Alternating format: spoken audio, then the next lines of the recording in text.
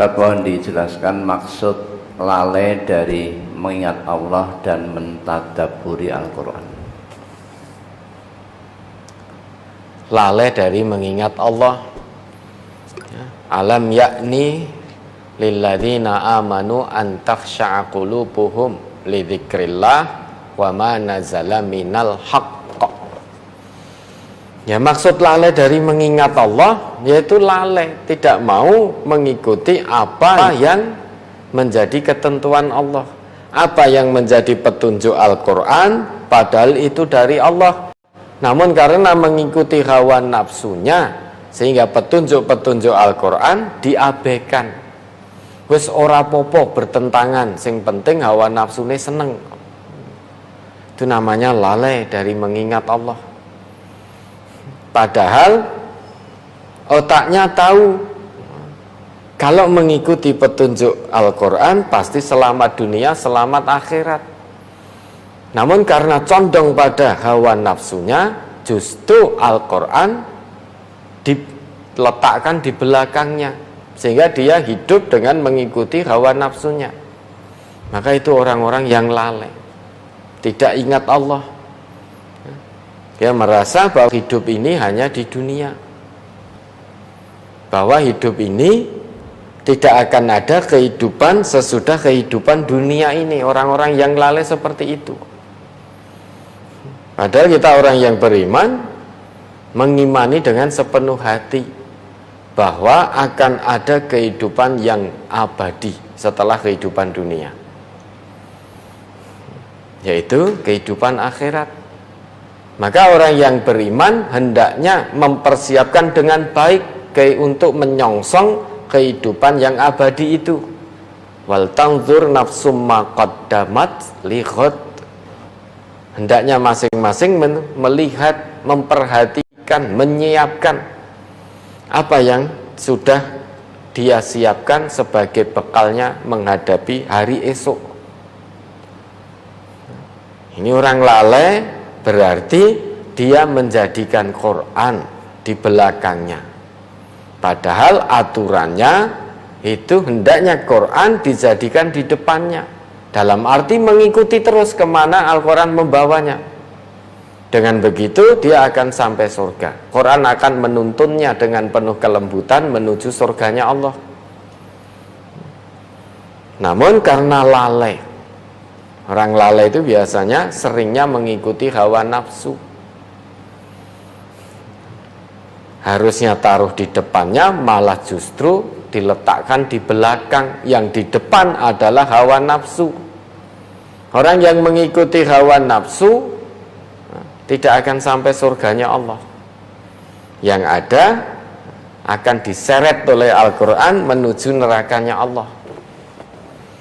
Akan diseret. Yang namanya diseret itu sebetulnya dia tidak mau untuk masuk ke neraka, tidak mau.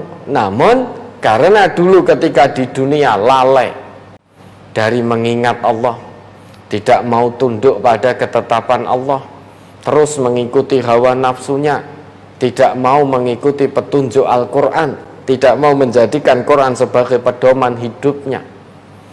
Yang harusnya Quran ditaruh di depan sebagai kompas hidup, namun ternyata malah dia letakkan di belakang, dia campakkan di balik punggungnya, dalam arti tidak mau mengikuti petunjuk-petunjuk Al-Quran, lebih condong pada mengikuti hawa nafsu, sehingga dipertuhankan oleh hawa nafsunya tanpa sadar.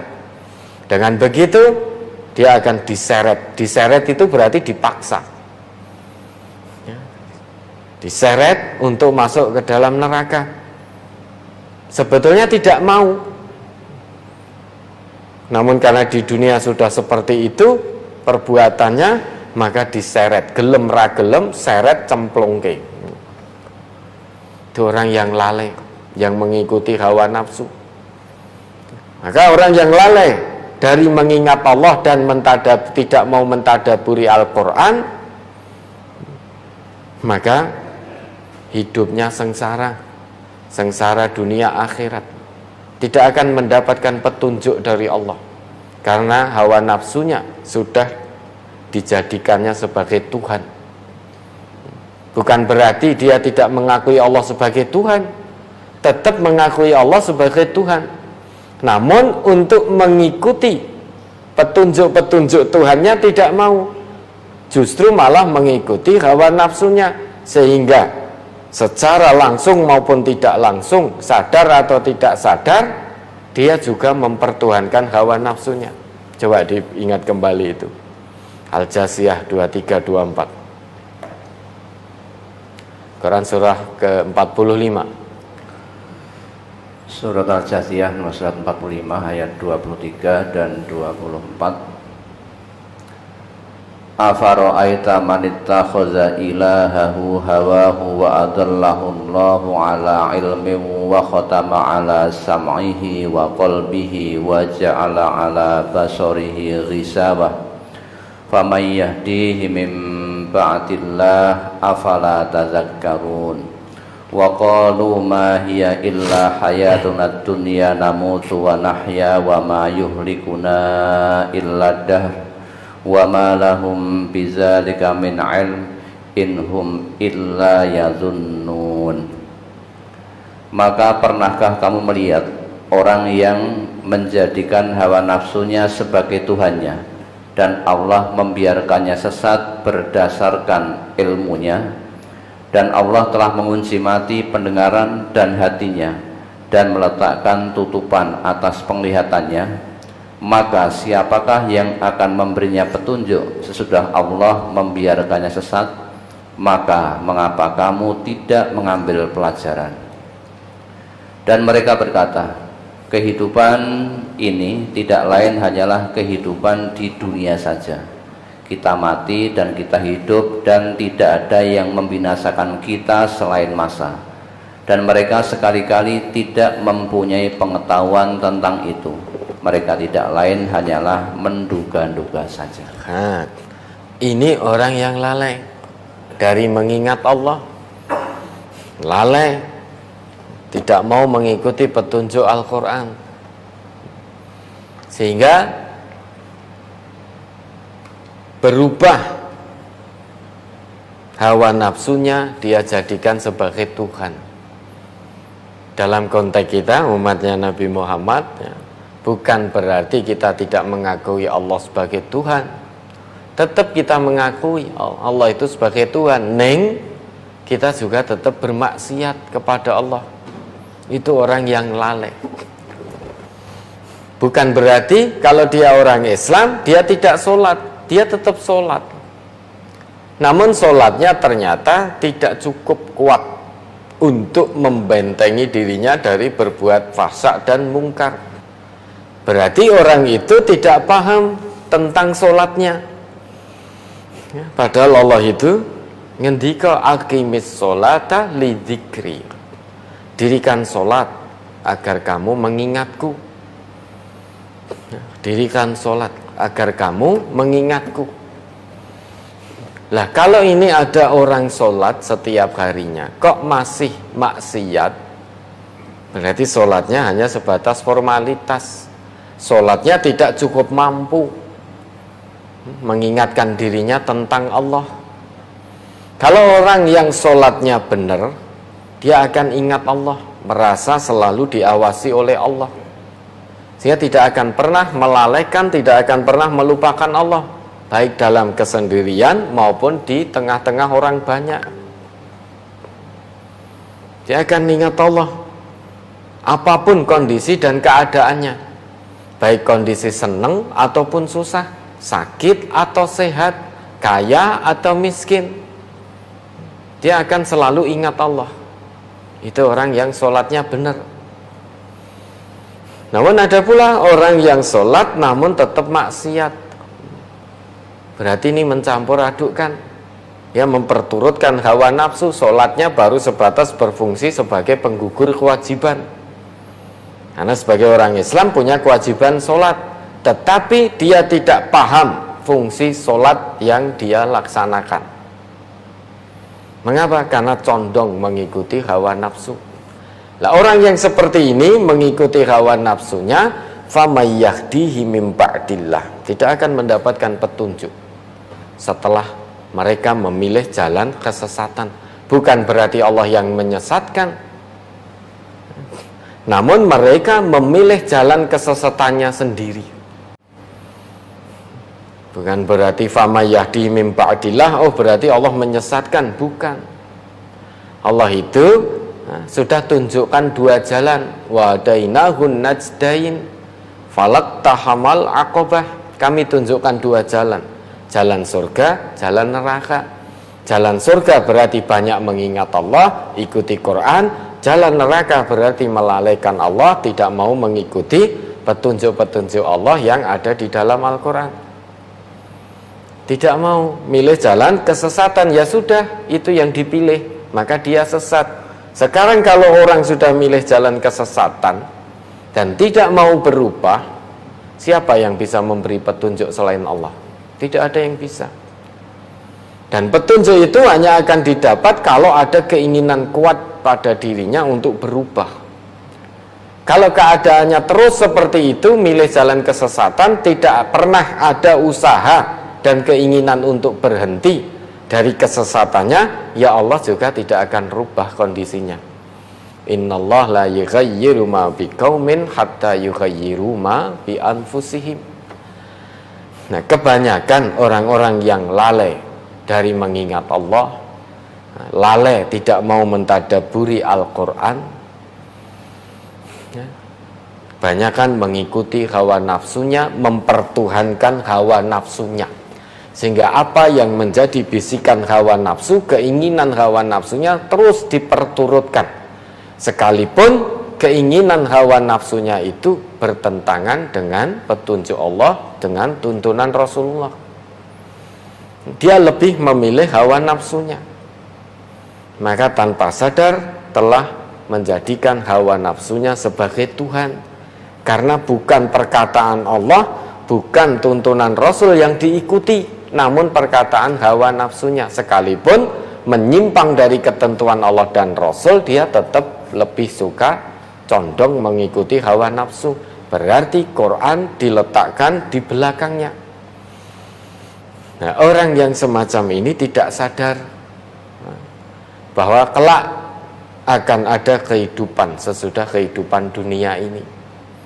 Orang yang semacam ini secara tidak langsung menganggap bahwa kehidupan ya mung ning dunya iki. Kalau orang-orang dulu yang mengingkari Allah itu langsung mengatakan urip ya mung ning dunya ini.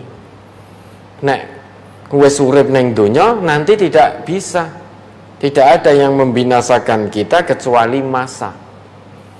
Nah, sekarang pun juga ada orang yang mengatakan itu.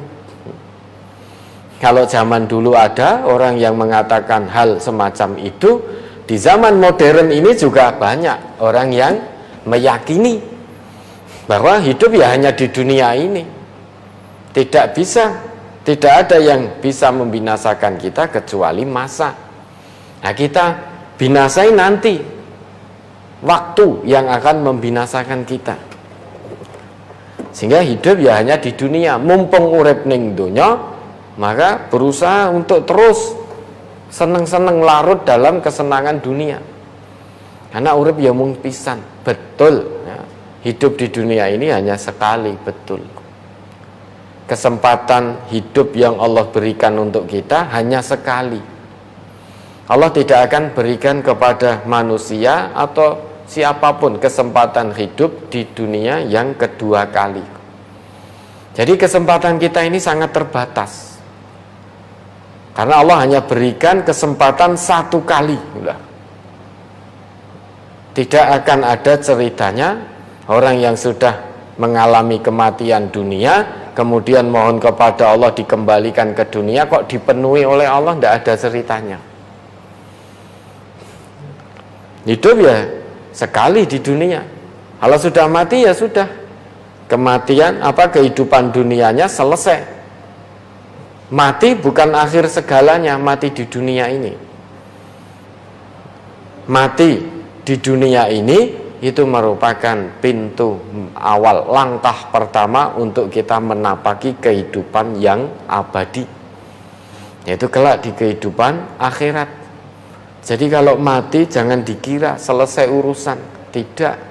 Justru kita akan menghadapi urusan yang lebih dahsyat, kehidupan yang abadi. Jadi kematian dunia merupakan pintu gerbang pertama untuk kita menapaki kehidupan yang sesungguhnya. Sedangkan hidup di dunia ini oleh Allah kita hanya diberi kesempatan satu kali. Maka manfaatkan sebaik-baiknya dengan cara perbanyak mengingat Allah, dalam arti mengikuti apa yang menjadi ketentuan Allah, selalu merasa diawasi oleh Allah. Jauhkan diri dari perbuatan dosa, perbuatan kemaksiatan. Jangan larut dalam kesenangan dunia, sehingga akhirnya nanti kita tertipu. Tujuan hidup kita bukan di dunia. Tujuan hidup kita adalah nanti di kampung akhirat. Karena kampung akhirat itu lahiyal hayawanu laukanu ya'lamun. Kehidupan yang sesungguhnya, andai manusia itu mengetahui. Tadabbur Al-Quran itu artinya apa? Tadabbur Al-Quran secara sederhana bisa diartikan muhawalatu fahmil Quran wal aishi ma'a ayatihi. Ada usaha memahami Al-Quran dan ada usaha untuk hidup bersama ayat-ayat Al-Quran. Itu makna dari tadabbur Al-Quran. Ya, secara sederhana bisa didefinisikan tadabbur Al-Quran itu berarti ada usaha dari setiap individu. Usaha untuk apa? Muhawalatu fahmil Quran, memahami kandungan isi Al-Quran. Setelah paham, kemudian ada usaha berikutnya. Apa itu? Muhawalatul wal aish ma'a ayatihi. Jadi usaha hidup bersama ayat-ayat Al-Quran. Jadi ada usaha untuk memahami dulu kandungan isi Al-Quran. Setelah paham, ada usaha untuk hidup bersama ayat-ayat Al-Quran dalam arti mengamalkannya. Jadi tidak hanya sebatas dipahami tok, tanpa diamalkan. Ada konsekuensi lanjutan, ma ba'dal fahmi. Setelah paham, apa yang dilakukan? Tentu diamalkan dalam kehidupan sehari-hari. Nah, itu makna dari tadabbur Al-Quran. Nah, kalau dalam bahasa sekarang ya ngaji, ada usaha untuk ngaji. Setelah ngaji, ada usaha untuk mengamalkan hasil kajinya. Itu makna dari tadabbur Al-Quran. Nek mung usaha paham tok, usaha ngaji tok titik, ya berarti tidak manfaat. Setelah paham, sudah titik. Setelah itu tidak mau mengamalkan karena hatinya condong pada hawa nafsu, menuhankan hawa nafsu. Berarti Quran hanya dijadikan sebatas pengetahuan, tidak diamalkan. Hanya sebatas teori, tidak ada prakteknya. Padahal agama ini selain butuh teori, maka ada yang lebih penting setelah paham teori, yaitu mengamalkan. Nadoriyah wa tatbik itu penting. Tidak bisa berjalan sendiri-sendiri. Itu namanya tadabburul Quran, mentadaburi Al-Quran. Jadi ada usaha untuk ngaji. Setelah usaha ngaji dilakukan, ada usaha mengamalkan hasil kaji. Antara ngaji dan mengamalkan hasil kaji tidak bisa berdiri sendiri-sendiri. Itu harus berjalan beriringan. Ngaji tok tanpa pengamalan tidak membawa manfaat. Ngamal ke tanpa ngaji maka akan tersesat. Karena yang namanya pahala itu menurut Allah, bukan menurut angan-angan kita. Laisa bi amaniyikum wala amaniyi ahlil kitab.